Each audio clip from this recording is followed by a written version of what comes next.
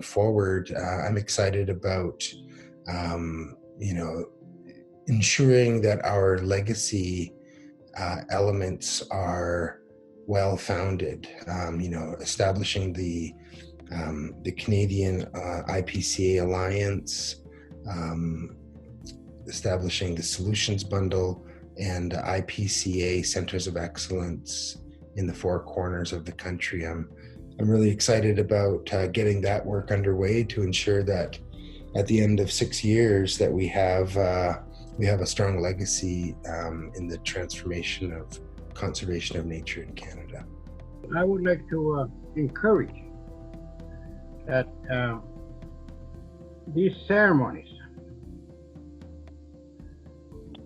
will become our overarching objective of including them in our gatherings when possible. Because as an Aboriginal person, this is something that really grounds us of who we are. And we need to engage ourselves in that regular reflection, and to use that regular reflection as a reaffirmation.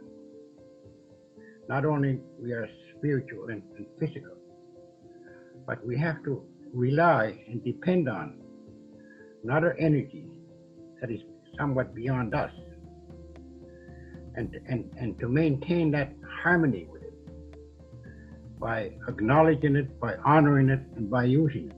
Indigenous protected and conserved areas, or Indigenous-led conservation, is really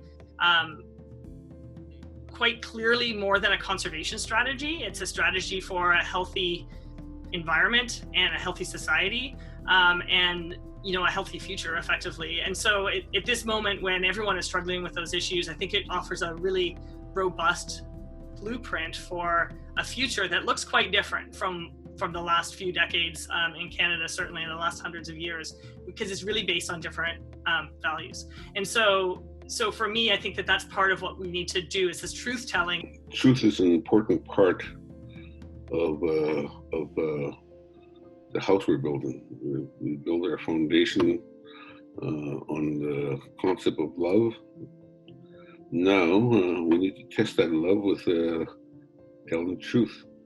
And colonialism is a big part of that truth telling, and acceptance of colonialism is a big part of accepting history and the truth of history. I think part of truth is being humble enough to admit your own shortcomings and your own weaknesses, and to be able to lean on others and allow others to assist with that. And that kind of leads strength again to the concept of we rise together.